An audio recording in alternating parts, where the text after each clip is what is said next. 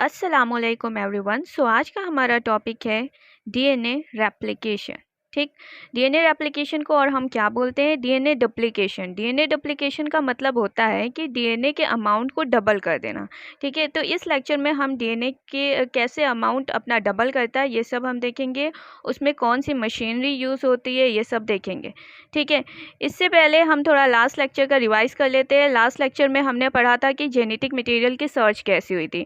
तो इसमें हमने 3 एक्सपेरिमेंट पढ़े थे। फर्स्ट था ट्रांसफॉर्मिंग प्रिंसिपल, इसको दिया था फ्रेडरिक ग्रिफिथ ने। सेकंड था बायोकेमिकल कैरेक्टराइजेशन, इसको दिया था एवरी मैक्लियोड एंड मैककार्टी ने। एंड थर्ड जो था, थर्ड में ही हमें पता चला कि हमारा जो जेनेटिक मटेरियल है वो क्या है? डीएनए, जो कि एक्सपेरिमेंट किस पे करा गया था? बैक्टीरियोफाज पे। ये किसने दिया था?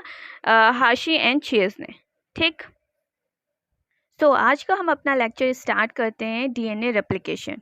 डीएनए से डीएनए बनने की प्रोसेस को ही हम क्या बोलते हैं? रेप्लिकेशन। ठीक है, डीएनए से डीएनए का अमाउंट क्या हो रहा है? डबल हो रहा है, तो इसी को हम क्या बोलते हैं? DNA replication. ठीक, तो डबल स्ट्रैंडेड जो डीएनए था, डबल हेलिकल मॉडल, ये किसने दिया था? वॉटसन एंड क्रिक ने। और वॉटसन एंड क्रिक ने ही बताया डीएनए का रेप्लिकेशन क्या होता है। ठीक है, उसके बारे में इन्होंने ही बताया, वॉटसन एंड क्रिक ने। इन्होंने जो है सेमी कंजर्वेटिव डीएनए रेप्लिकेशन के बारे में बताया, लेकिन उनको एक्सपेरिमेंटली प्रूव नहीं कर पाए। ठीक है, तो इन्होंने ये बताया कि जो डबल स्ट्रैंडेड डीएनए हमारा होता है, ठीक है, वो उसको अगर सेपरेट करें तो वो क्या बन गया? Single stranded DNA. अब वो जो सिंगल स्ट्रैंडेड डीएनए है वो एक टेम्पलेट की तरह वर्क करता है। ठीक, और वो जो टेम्पलेट है उससे एक नया स्ट्रैंड बनता है, और वो स्ट्रैंड कैसा होगा? कॉम्प्लीमेंट्री होगा। कॉम्प्लीमेंट्री का मतलब कि adenine always pair with thymine and guanine always pair with cytosine. ठीक है, तो ये कॉम्प्लीमेंट्री पेयरिंग ये शो करते हैं और उससे एक नया स्ट्रैंड ये फॉर्म होता है। ठीक, तो उससे जो अब फिर इससे क्या हो गया? डबल स्ट्रैंड बन गया। तो डबल स्ट्रैंड डीएनए जो बना ना, उसमें एक पेरेंटल स्ट्रैंड प्रेजेंट होता है। ठीक है, ये ब्लू कलर का हम देख सकते हैं, और एक न्यूली सिंथेसाइज स्ट्रैंड बना, जो कि जैसे ये हम पिंक कलर का देख सकते हैं।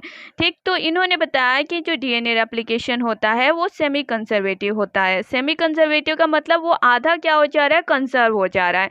आधा जो है पेरेंटल स्ट्रैंड एक में पहुंच रहा है, और आधा क्या है? उससे एक नया स्ट्रैंड सिंथेसाइज हो रहा है, बन रहा है। ठीक है, बट ये जो है सेमी कंजर्वेटिव डीएनए रेप्लिकेशन को एक्सपेरिमेंटली प्रूव नहीं कर पाए थे। अब इसको एक्सपेरिमेंटली प्रूव किसने करा? मैथ्यू मिचेल्सन और फ्रैंकलिन स्टाल ने 1958 में। ठीक है, इन्होंने एक्सपेरिमेंट कैसे परफॉर्म करा वो हम अब देखते हैं। इन्होंने इश्रिकिया कोलाई लिया। इश्रिकिया कोलाई क्या होता है? एक बैक्टीरिया है, उसको ग्रो करा एक मीडियम पे। उस मीडियम में क्या डाला? NH4Cl। ठीक है, और वो N कैसा था? N15। ठीक है, हैवी आइसोटोप था नाइट्रोजन का। अब इससे हमको रिजल्ट क्या मिला? रिजल्ट ये मिला कि जो न्यूली सिंथेसाइज डीएनए था ना, उसमें सिर्फ N15 ही इनकॉर्पोरेट हो पाया। ठीक है, उस डीएनए में सिर्फ हमको N15 ही देखने को मिला, जो कि हैवी आइसोटोप था नाइट्रोजन का। लेकिन बट ये याद रखें कि जो है रेडियो एक्टिव आइसोटोप नहीं था, वो हैवी आइसोटोप तो था लेकिन रेडियो एक्टिव आइसोटोप नहीं था। ठीक, यहाँ पे हैवी डीएनए क्या है? Heavy DNA and normal DNA. Heavy DNA का मतलब वहाँ पे कौन सा आइसोटोप होगा? नाइट्रोजन का N15। ठीक है, हैवी आइसोटोप होगा। इस वजह से उस डीएनए को क्या बोला गया है? हैवी डीएनए बोला गया है। और अगर N14 हो, जो कि लाइट आइसोटोप होता है नाइट्रोजन का, तो इसका मतलब वो नॉर्मल डीएनए। ठीक, इन दोनों को कैसे डिस्टिंग्विश कर सकते हैं, अलग अलग कर सकते हैं? तो वहाँ पे एक मेथड यूज़ करा गया, सेंट्रीफ्यूगेशन मेथड। ठीक है, सेंट्रीफ्यूगेशन के जो है सीजियम क्लोराइड में कराता है डेंसिटी ग्रेडियंट। तो ये जब टेस्ट ट्यूब में करते हैं ना, तो जो हैवी डीएनए है वो नीचे की ओर सेटल डाउन हो जाता है, और जो नॉर्मल डीएनए होता है वो उससे थोड़ा सा ऊपर रहता है, क्योंकि ये थोड़ा लाइट होता है। ठीक, जैसे हम कुछ इधर देख सकते हैं। ठीक है, ये देखिए। ठीक, इसमें देखिए जो हैवी आइसोटोप है ना नाइट्रोजन का, वो नीचे की ओर है। ठीक है, और जो लाइट आइसोटोप है वो थोड़ा सा ऊपर है। ये N14 लाइट है, और जो N15 है वो थोड़ा हैवी है, तो वो नीचे की ओर सेटल है। ठीक है, अब नेक्स्ट क्या किया, जो सेल जिसमें क्या था, हैवी आइसोटोप था नाइट्रोजन का, उस सेल को अब ट्रांसफ़र करा गया दूसरे मीडियम में। उस मीडियम में क्या रखा गया, नॉर्मल 14NH4Cl, मतलब कि यहाँ पे अब लाइट आइसोटोप आ गया है नाइट्रोजन का। ठीक है, तो यहाँ पे फर्स्ट जनरेशन देखी गई, मतलब कि फर्स्ट बार जब ये रेप्लिकेट हुआ, ठीक है, तो एक बैक्टीरिया को अपना DNA का अमाउंट डबल करने के लिए, या इसको बोल सकते हैं सेल डिवाइड करने के लिए, जो है कितना टाइम लगता है, लगभग 20 मिनट। 20 मिनट में वो जो है अपना अमाउंट डबल कर लेता है। ठीक है, एक सेल से 2 सेल बन जाता है। तो सेल क्या हुई, मल्टीप्लाई हुई, और फिर उसके बाद हमने वहाँ से भी उसका जो DNA है एक्सट्रैक्ट करा, तो उसमें हमको हाइब्रिड देखने को मिला। ठीक है, क्योंकि पहले जो पेरेंटल DNA था उसमें सिर्फ नाइट्रोजन N15 जो था हैवी आइसोटोप प्रेजेंट था, और उसको किस में रखा, कौन से मीडियम में, जो लाइट आइसोटोप नाइट्रोजन था उसमें रखा, तो उससे हमको हाइब्रिड देखने को मिला। हाइब्रिड का मतलब क्या होता है, उसमें N14 भी प्रेजेंट है और N15 भी प्रेजेंट है। ठीक है, दोनों का मिक्सचर प्रेजेंट होता है इसमें, जो डबल स्ट्रैंडेड DNA। ठीक क्या, ठीक है। नेक्स्ट स्टेप में क्या करते हैं कि अब ये जो हाइब्रिड DNA था ना, उसको निकाला गया और उसको फिर ट्रांसफ़र करा गया फिर से N14 मीडियम पे। ठीक है, फिर सेकेंड जनरेशन देखा गया, मतलब सेकेंड बार एप्लीकेशन हुआ, तो फिर से 20 मिनट लगेगा। 20 मिनट में फिर सेल डिवाइड हो जाएगी, फिर 1 से 2 सेल बन गई। ठीक है, तो यहाँ पे एक लाइट DNA बना जो कि N14 का हमको देखने को मिला, और दूसरा जो है हाइब्रिड DNA मिला। तो जो लाइट DNA था ना, वो भी कैसा था, 50% था, एंड जो हाइब्रिड DNA था वो भी कैसा था, 50% बना। ठीक, तो इसको एक तो पहले हमने श्रीकिया कोलाई को N15 मीडियम में ग्रो कराया। तो N15 मीडियम में जब ग्रो कराया ना, तो उसमें देखा कि डबल स्ट्रैंडेड DNA में सिर्फ हमको N15 ही देखने को मिल रहा है, मतलब हैवी आइसोटोप ऑफ नाइट्रोजन देखने को मिल रहा है। ठीक है, फिर उस जो N15 वाला ये रहा DNA, ठीक है, डबल स्ट्रैंडेड DNA, इसको हमने ट्रांसफ़र कराया, कहाँ पे ट्रांसफ़र कराया, N14 मीडियम में। ठीक है, N14 में कराया, मतलब कि जो कि क्या था, लाइट आइसोटोप था नाइट्रोजन का। जब उसमें हमने इसको क्या ट्रांसफ़र करा ना, फिर उसके बाद 20 मिनट के बाद देखा, 20 मिनट के बाद वो बैक्टीरिया क्या है, अपने अमाउंट को डबल कर देता है, मतलब एक सेल से 2 सेल बना लेता है। ठीक है, जब 2 सेल बनाएगा तो अपने DNA के भी अमाउंट को डबल कर रहा है। ठीक, तो ये जो 2 स्ट्रैंड थे N15 के, ये 2 स्ट्रैंड थे ना, ये क्या हुए, सेपरेट हुए, और सेपरेट होने के बाद ये ऐसे 2 स्ट्रैंड सेपरेट हो गए। ठीक है, और फिर उसके बाद इससे नया स्ट्रैंड बना। ठीक है, इससे नया स्ट्रैंड बना, ये नया स्ट्रैंड बन गया। ठीक, तो ये एक स्ट्रैंड क्या है, एक पेरेंटल स्ट्रैंड जो कि कैसा था, N15, और जो न्यूली सिंथेसाइज स्ट्रैंड बना ना, इसको हमने कहाँ पे डाला था, कौन से मीडियम में, N14 मीडियम में। तो न्यूली सिंथेसाइज मीडियम में कौन सा नाइट्रोजन आया, N14। ठीक है, जो कि लाइट आइसोटोप था नाइट्रोजन का। ठीक है, तो ये हमको देखने को मिला, जो डबल स्ट्रैंडेड DNA हमको जनरेशन 1 में मिला ना, वो कैसा था, हाइब्रिड था। ठीक है, इसमें हमको N15 भी देखने को मिला और N14 भी देखने को मिला। ठीक, फिर सेकेंड जनरेशन देखा, सेकेंड जनरेशन फिर से 40 मिनट के बाद हमको देखने को मिलेगा। 40 मिनट के बाद इसका अमाउंट क्या हो जाएगा, 4 डबल स्ट्रैंड। सो 40 मिनट के बाद ये क्या है कि 4 डबल स्ट्रैंडेड DNA बना लेगा, और उसमें जो है हमको देखने को मिलेगा कि जो एक स्ट्रैंड है डबल स्ट्रैंडेड DNA, वो N14 का है। ठीक है, और 2 जो स्ट्रैंड बन रहे हैं वो हाइब्रिड अभी भी बन रहे हैं, और एक फिर से क्या बन रहा है, N14 डबल स्ट्रैंडेड DNA। इसका मतलब क्या है, 50% हमको हाइब्रिड देखने को मिल रहा है और 50% हमको लाइट मिल रहा है। तो जब हम इसको सेंट्रीफ्यूगेशन मेथड से इसको जब सेपरेट करते हैं ना, तो ये देखिए, ये हैवी है। ठीक है, हैवी आइसोटोप ऑफ नाइट्रोजन जो कि नीचे की ओर सेटल डाउन हो गया, और ये जो हाइब्रिड है इससे थोड़ा सा ऊपर होगा। ठीक, और अगर हम हाइब्रिड और लाइट दोनों एक जगह हमको देखने को मिल रहे हैं, तो हाइब्रिड वाला क्योंकि उसमें N15 है, मतलब हैवी आइसोटोप है, तो वो थोड़ा नीचे की ओर होगा टेस्ट ट्यूब में अगर हम देखें तो, और जो लाइट वाला है ना, वो थोड़ा सा ऊपर होगा। ठीक है, क्योंकि जो भारी चीज़ है वो नीचे की ओर सेटल डाउन होगी। ठीक, तो ऐसे ही जो N15 है नाइट्रोजन, जो नाइट्रोजन का आइसोटोप है जो कि हैवी है, तो ये थोड़ा सा नीचे की ओर आ जाएगा, और जो N14 है वो थोड़ा सा ऊपर की ओर आएगा। ठीक, नेक्स्ट टेलर एंड उनके कॉलीग्स ने 1958 में ही इसी से मिलता जुलता एक्सपेरिमेंट करा था, और वहाँ पे उन्होंने रेडियो एक्टिव थायमीन का यूज़ करा था। ठीक है। और ये एक्सपेरिमेंट उन्होंने किस पे करा था? विसिया फाबा मतलब फाबा बीन्स पे करा था। नेक्स्ट हम देखते हैं डीएनए रेप्लिकेशन की मशीनरी और उसके कुछ एंजाइम्स। ठीक, डीएनए रेप्लिकेशन होता कहाँ पे है? सेल साइकिल का जो एस फेज होता है ना, उसमें डीएनए का रेप्लिकेशन होता है, डीएनए की सिंथेसिस होती है। डीएनए जो है अपने डीएनए का अमाउंट क्या हो रहा है? डबल होता है। That is also known as what? Duplication. ठीक है, तो ये जो है एस फेज। नेक्स्ट है हम कुछ यहाँ पे रिक्वायरमेंट्स देख लेते हैं जो कि डीएनए रेप्लिकेशन के लिए ज़रूरी होते हैं। तो फर्स्ट ऑफ ऑल हमें क्या चाहिए? Origin of replication, that is ORI। ये कैसा होना चाहिए? ए टू रिच ही क्यों?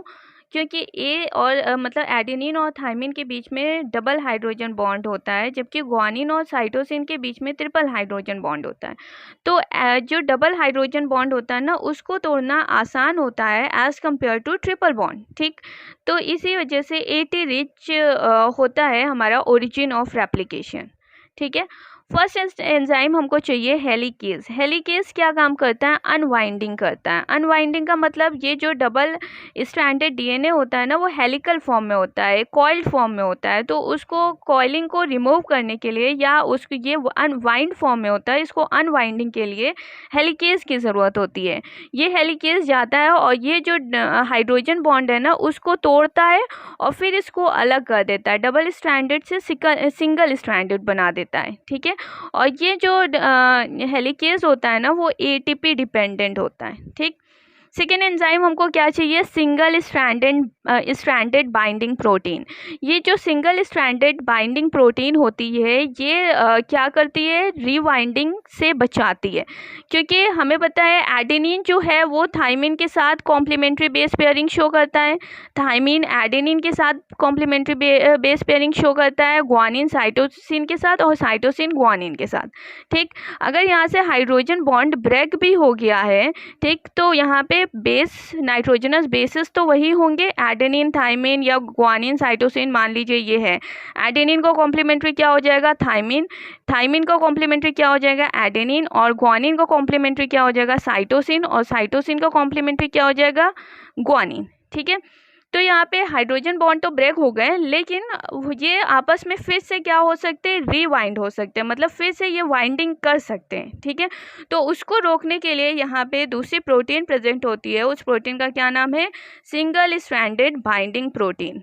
ठीक, नेक्स्ट हमको क्या चाहिए? प्राइमेस। प्राइमेस क्या करता है? प्राइमर की सिंथेसिस करता है। प्राइमर क्यों चाहिए होता है? प्राइमर जो है हमको 3' OH प्रोवाइड करता है।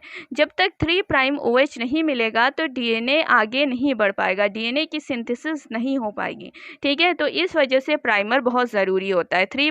प्राइमर किसका बना होता है? मेनली आरएनए का बना होता है। ठीक है, आरएनए न्यूक्लियोटाइड का बना होता है, और ये जो है 3' OH प्रोवाइड करता है, और फिर इससे नया डीएनए सिंथेसाइज होता है। ठीक है, नया स्ट्रैंड डीएनए का बनता है। नेक्स्ट जो एंजाइम चाहिए, टोपो आइसोमेरेज। टोपो आइसोमेरेज क्या करता है? ये जो कॉइलिंग टेंशन है ना, उसको रिमूव करता है। कॉइलिंग टेंशन का मतलब सुपर कॉइलिंग। सुपर कॉइलिंग, अब ये क्या चीज़ होती है? जैसे अगर ये डबल स्ट्रैंडेड डीएनए है, ये डबल स्ट्रैंडेड डीएनए, अगर हम इसको मान लीजिए ये वायर है, वायर आपस में क्या है? ऐसे कॉइल्ड है। अगर वायर को बीच में से हम यहाँ से ओपन कर रहे हैं, तो ओपन करेंगे तो ये क्या होता है? ये और ज़्यादा पीछे की ओर और ये ऐसे वाइंडिंग होने लगती है। ठीक है, और ये वाइंडिंग को रिमूव करने के लिए यहाँ पे दूसरा एंजाइम होता है। वो क्या है? उस एंजाइम का क्या नाम होता है? टोपो आइसोमेरेज।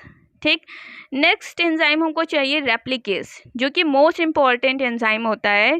ये रेप्लिकेज एंजाइम का क्या नाम है? DNA polymerase. डीएनए पॉलीमरेज जो एंजाइम होता है ना, वो DNA dependent DNA polymerase enzyme होता है। डीएनए डिपेंडेंट डीएनए पॉलीमरेज का मतलब क्या है?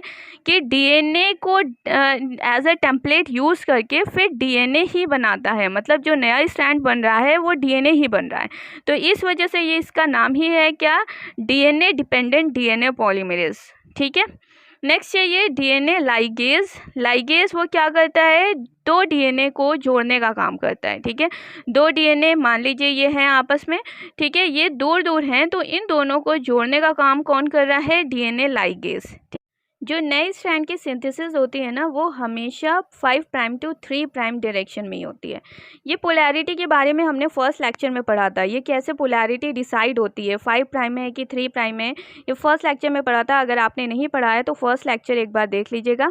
ये क्या है, नया स्ट्रैंड कैसे सिंथेसाइज होता है, ये हमेशा इसके, ये हमारा डबल स्टैंडर्ड डीएनए है, ठीक है। डबल स्टैंडर्ड डीएनए में ही हमको यहाँ पे एक एटी रिच सीक्वेंस देखने को मिलता है, ठीक है। एटी रिच सीक्वेंस ही हमारा क्या होगा, origin of replication, ORI। Eukaryote में हमको सिंगल ओरिजिन ऑफ रेप्लिकेशन देखने को मिलता है, उसे हम क्या बोलते हैं, मोनो रेप्लिकॉनिक।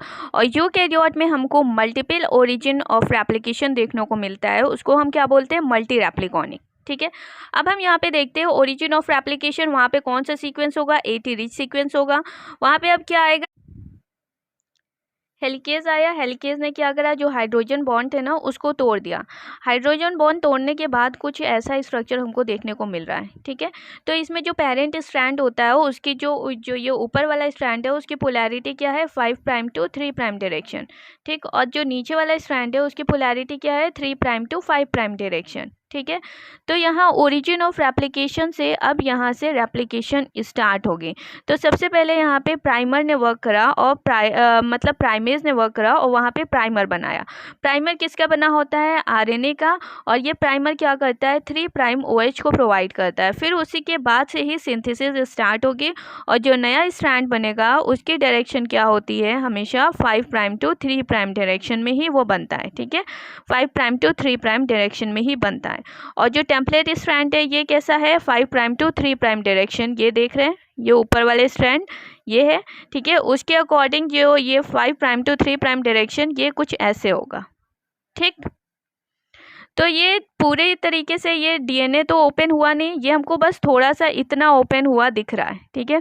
और इधर अभी भी डबल मतलब यहाँ पे अभी भी हाइड्रोजन बॉन्ड हमको देखने को मिल रहा है, ये हाइड्रोजन बॉन्ड देखने को मिल रहा है। तो ये धीरे धीरे क्या होता है, ये धीरे धीरे ऐसे ओपन होते जाता है और स्ट्रैंड नया स्ट्रैंड की सिंथेसिस ऐसे ही होती रहती है, ठीक है।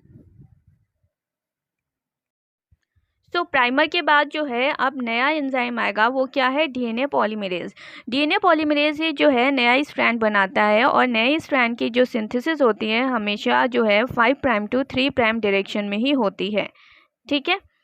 तो ये नया स्ट्रैंड जो है 5 प्राइम टू 3 प्राइम डायरेक्शन में ये बनते चला जा रहा है। और ये हमको देखने को मिल रहा है कि अभी भी इधर क्या है, हाइड्रोजन बॉन्ड यहाँ पे प्रेजेंट है, ठीक है। बस इतना सा ही पोर्शन क्या है, ओपन हुआ है, ठीक। तो ये धीरे धीरे क्या होगा, और ओपन होगा और फिर नया स्ट्रैंड और बनते जाएगा। और नया स्ट्रैंड की जो डायरेक्शन होती है वो हमेशा याद रखिएगा क्या होती है, 5 प्राइम टू 3 प्राइम डायरेक्शन ही होती है, ठीक है। तो जैसे कि पहले क्या था, ये इतना ओपन था, ठीक, ये इतना ओपन था। और ये थोड़ा ये याद रखिएगा कि जो रेप्लिकेशन होता है ना वो बाई डायरेक्शनल होता है, मतलब दोनों डायरेक्शन में रेप्लिकेशन होता है। तो इसकी डायरेक्शन क्या आती है, ये टेम्पलेट स्ट्रैंड की डायरेक्शन क्या आती है, 5 प्राइम टू 3 प्राइम डायरेक्शन थी। इसके अकॉर्डिंग जो है यहाँ पे ये ओरिजिन ऑफ रेप्लिकेशन था, तो उसके अकॉर्डिंग इधर की ओर क्या है, 5 प्राइम टू 3 प्राइम डायरेक्शन, और ये क्या है, इधर की ओर ऐसे 5 प्राइम टू 3 प्राइम डायरेक्शन, ठीक है। तो पहले यहाँ पे क्या है, प्राइमर आया, प्राइमर सिंथेसाइज हुआ और फिर एक स्ट्रैंड ये बना, ठीक।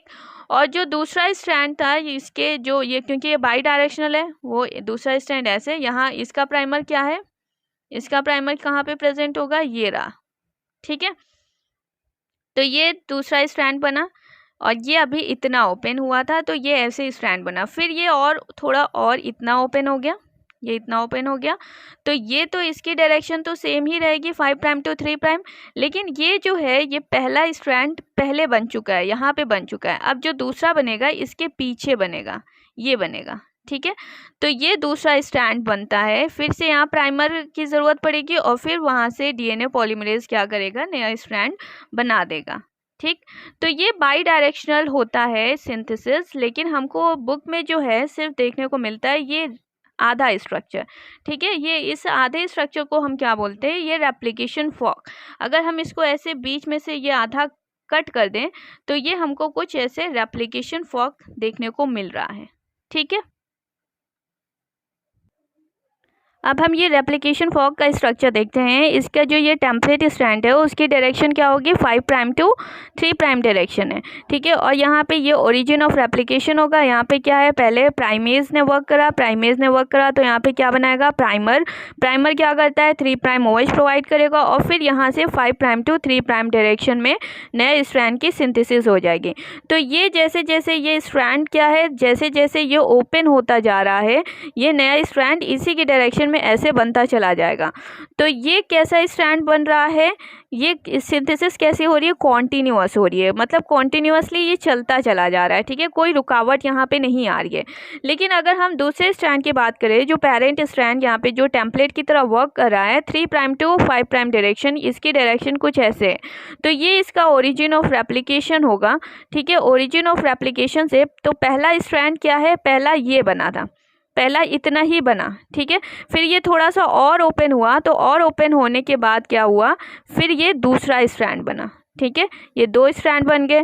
फिर उसके बाद ये थोड़ा और ओपन हुआ, थोड़ा और ओपन होने के बाद ये जो है ये 3 स्ट्रैंड बन गए, ठीक। यहाँ पे अलग अलग, यहाँ पे एक प्राइमर यहाँ पे यूज़ हुआ, दूसरा प्राइमर यहाँ पे यूज़ हुआ, तीसरा प्राइमर यहाँ पे यूज़ हुआ। तो यहाँ 3 स्ट्रैंड बनने के लिए लगभग 3 प्राइमर यूज़ हुए। फिर एक ये और ओपन अगर होगा, यहाँ से अगर और ओपन हुआ तो फिर एक नया स्ट्रैंड यहाँ पे बन जाएगा, ठीक है। ऐसे ये जो है ओपन होता जाएगा, ये ओपन होता जाएगा और नया स्ट्रैंड इसके पीछे इधर बनता चला जाएगा। तो ये जो सिंथेसिस हो रही है ना, वो कैसी हो रही है, डिसकॉन्टिन्यूअस मैनर में हो रही है, मतलब कॉन्टिन्यूअसली नहीं हो रही है, एक साथ नहीं हो रही है, रुक रुक के हो रही है, ठीक। तो इसको क्या बोलते हैं, डिसकॉन्टिन्यूअस सिंथेसिस। और जो ये स्ट्रैंड बन रहा है ना, उस स्ट्रैंड को हम क्या बोलते हैं, लैगिंग स्ट्रैंड बोलते हैं।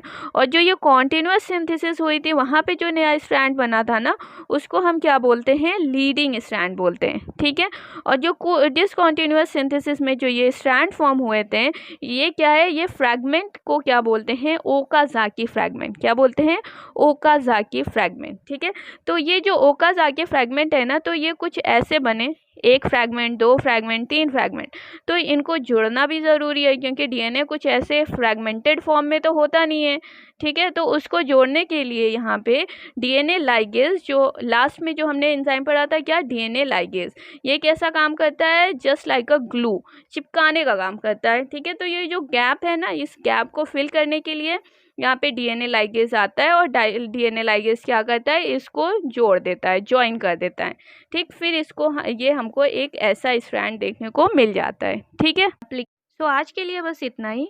अगर आपको ये लेक्चर यूज़फुल लगा हो तो please subscribe my channel, like this video and share this video with your friends. Thank you so much.